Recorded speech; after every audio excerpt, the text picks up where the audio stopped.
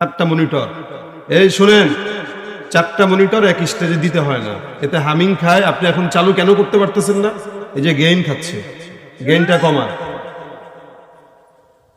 এটার সিস্টেম আমাদের থেকে শিখবেন না। আপনারা ঠিক বলেন না, কারণ উনি ব্যবসা করে, তো ওনার শেখা উচিত। উনি যদি সব হুজুরের একরকম মাপে তাহলে এটা ওনার ভুল হবে। আমাদের কাজটাই সাউন্ড নিয়ে, এগুলো একটাও চালু নাই, একটাও চালু নাই। সে আমারে বলে চালু, একটাও চালু নাই। দেখাইতেছে আপনারা যে বক্স দিছি চারটা, পরে টাকা নেওয়ার সময় বলবে আমি তো কয় পেয়ার মাল দিছেন এখানে? এক পেয়ার মাল। মনিটর দিছেন চারটা, এক পেয়ার মালের সাথে কেউ মনিটর চারটা দেয়? এটা দিবেন 4 পেয়ার মালের সাথে মিনিমাম। আপনি এখানে তো বক্সের কাজ নাই, মানে মনিটরের কাজ তেমন নাই। দেন ওইটা ছাড়েন, ওইটা ছাড়েন, আর এটা ছাড়েন, এগুলো বন্ধ রাখেন, এই দুইটা বন্ধ রাখবেন, ওই দুইটা ছাড়বেন। এ দুটো চালুই নাই, বন্ধ করবে কি? মানে ওই দুইটা চালান, ওইটা দেন আর ওইটা দেন। কি রিল্যাক্সে সে বসে রয়েছে মনিটরের সামনে, দেখছেন না? এটা চালু থাকলেও বসতে পারত। ভাই হরেনের আওয়াজ বাড়ায় না, মিক্সচারে হাত দেন। মিক্সচার আনছেন? কয় চ্যানেলের? 24 চ্যানেল। 24 চ্যানেলের মিক্সচারের কাজ কি বলেন? এই ভাই আপনারা হাসেন না, আমি তারা শিখাইতেছি। মনিটরে আপনার মিক্সচারে হাত দেন। আপনি এখন হরেন বাড়াইতেছেন, যার কারণে হরেনে হামিং খাচ্ছে। যখন মিক্সচারে হাত দিবেন তখন বক্সে হামিং খাবে। বক্স তো চালুই নাই, ওটা বাড়ায় লাভ কি? নাই হুজুর, বাড়ান বাড়ান। আপনি সুন্দর প্রোগ্রামটা আপনার এই মাইকের কারণে ধ্বংস করেন না, আল্লাহর হস্তে। আমার গলার অবস্থা ভালো না, তা আপনার এই মাইকটা যদি দুর্বল হয় আমি কথা বলতে পারবো না। ও ভাই, নিজের যোগ্যতা না থাকলে আরেকজন কতটুকু ধার নিয়ে চলে কথা? আমার যোগ্যতা থাকলে আমি কথা বলতে পারবো, কিন্তু পাশের থেকে ধার নিয়ে কিছুক্ষণ বলতে পারবো, 10 মিনিট পরে আর পারবো না। এই জন্য আপনারা ওইটাতে হাত দেন না।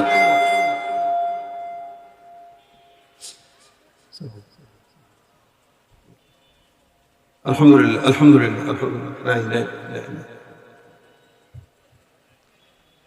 ও আল্লাহ হেফাজত করো, আল্লাহ সহজ করো। ভাই আপনারা আপনাদের মতো করেন, যেমন মজা করে আমার উপরে রাগ করবে। এরা তো পারেও না, বললে আবার রাগ করে। আপনারা একটু আওয়াজটা দিয়ে থাকেন, পারবেন? আমি যতক্ষণ আছি ততক্ষণ আমার সাথে সাপোর্ট দিবেন ইনশাআল্লাহ। আওয়াজ দিয়ে লিল্লাহে তাকবীর। ডানে বামে সামনে পিছনে সবাই মিলে আওয়াজ দিয়ে নারায়ে তাকবীর। আমার মেজাজটা ভালো ছিল, একটু খারাপ হয়েছে যে কোনো এক কারণে। এখন আপনারা যদি আবার ঠিকঠাক করেন তাহলে ঠিক হয়ে যাবে।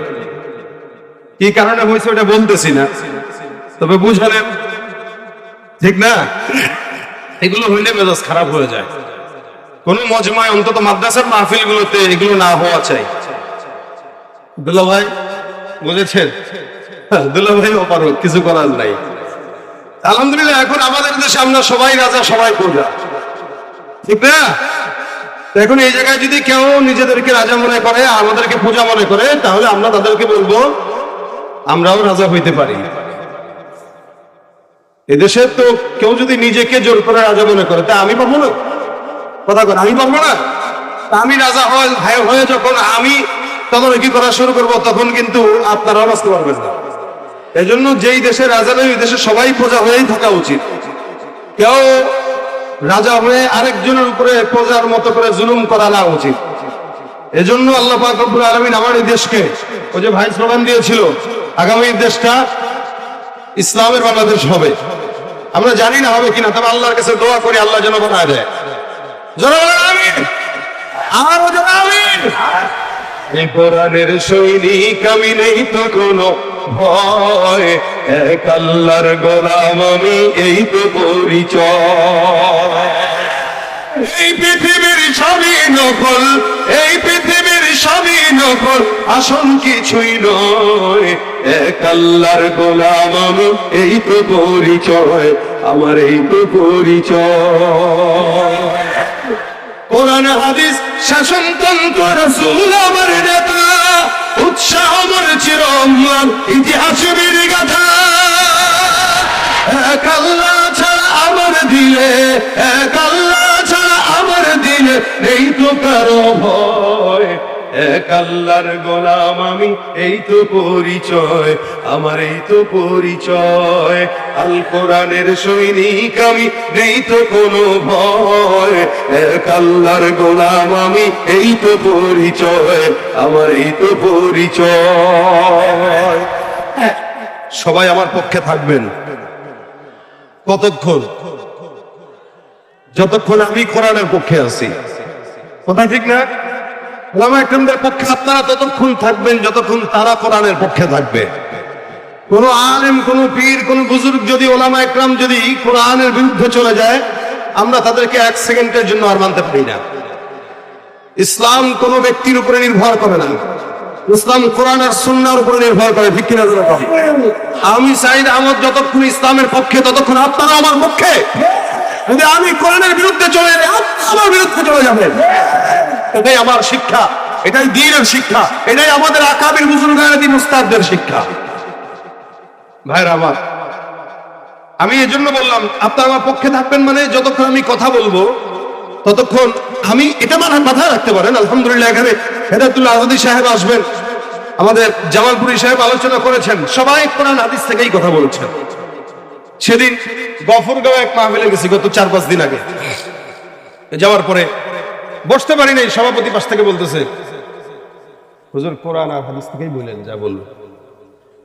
মানে আমি খালি বসছি, নামও বসানো হয় নাই, আমি আসছি প্রায় 6-7 ঘন্টা জ্যামে পরে টেরে তারপর মাহফিলে গেছি। এই যে আজকেও রওনা দিছি সে আসরের আগে, আসছি আপনাদের এখানে 9:30টার পরে। কতক্ষণ জ্যামে থাকতে হয়েছে, মেজাজ ঠিক থাকে কিভাবে?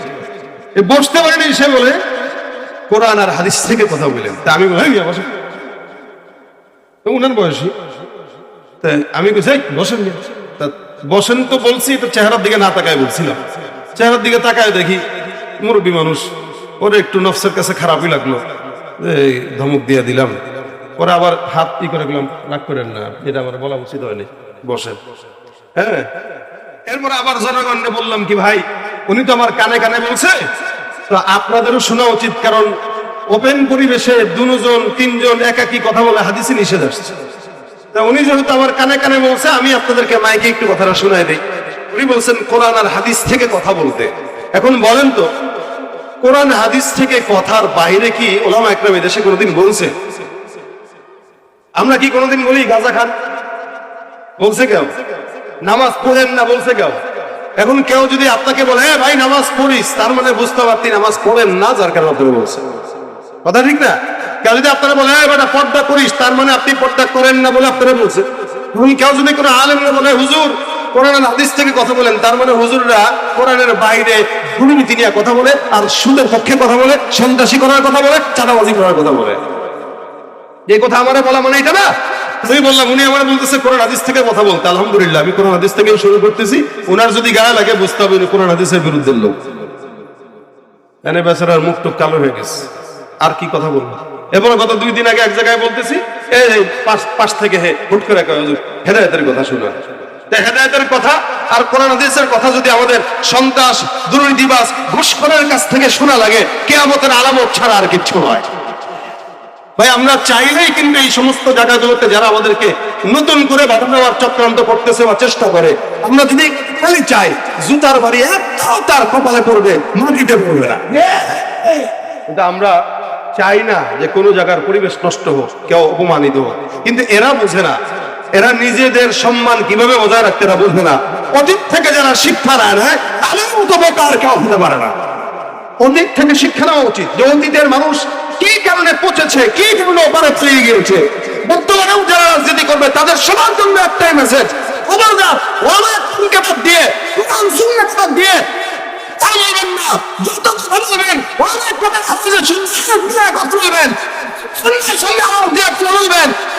যদি কথা বলতে চান, মানুষকে ওপারে ফেলে বলবে না।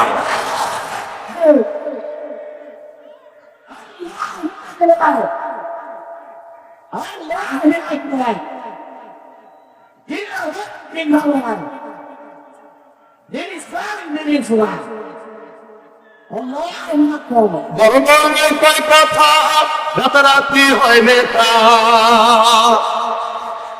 বড় গলায় কয় কথা রাতারাতি হয় নেতা, আকাম কুকাম সব করিয়া গড়ে তার আস্তানা।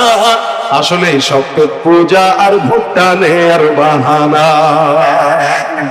নেতার গলায় ফুলের মালা পড়ায় যে কত জনে, নেতার প্রশংসা করিয়া আগুন ছড়ায় ময়দানে, স্লোগান দেয় নেতার নামে নিজে হইয়া দিওয়ানা।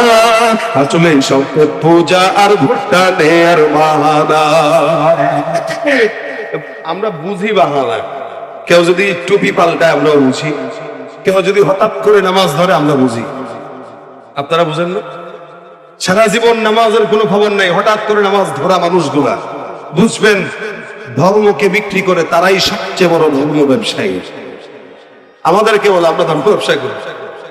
এই সমাজের সবচেয়ে বড় ধর্ম ব্যবসায়ী তারা, যারা কোরআনকে সুন্নাহকে নিজের স্বার্থের জন্য ব্যবহার করে। আল্লাহ আমাদের বুঝার তৌফিক দান করুন।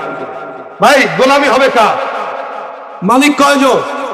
যেন গলা যদি ভাঙতে হয় একজনের জন্যই ভাঙবো, আওয়াজ যদি দেওয়া লাগে একজনের জন্যই দেবো। কে? আওয়াজ করেন আল্লাহ। আল্লাহ ছাড়া কারো গোলামি করা যাবে?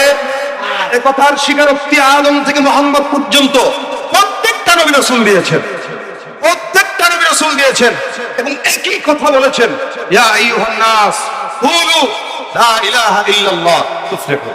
হে মানুষেরা, তোমরা এই কথার স্বীকারোক্তি দাও, সফল হয়ে যাবে। সেটা কি? লা ইলাহা ইল্লাল্লাহ।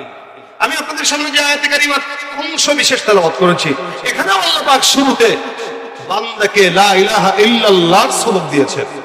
আল্লাহ পাক এই আয়াতটাকে অনেক দামি আয়াত বানিয়েছেন।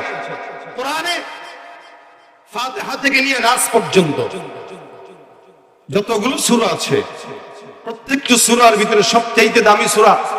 এই ব্যাপারে রাসূল করিম সাল্লাল্লাহু আলাইহি ওয়াসাল্লাম একবার উবাই ইবনে কাব রাদিয়াল্লাহু তাআলা আনহুকে প্রশ্ন করলেন, হে উবাই ইবনে কাব, তুমি একটু বলো তো কোরআনের সর্বোচ্চ সূরা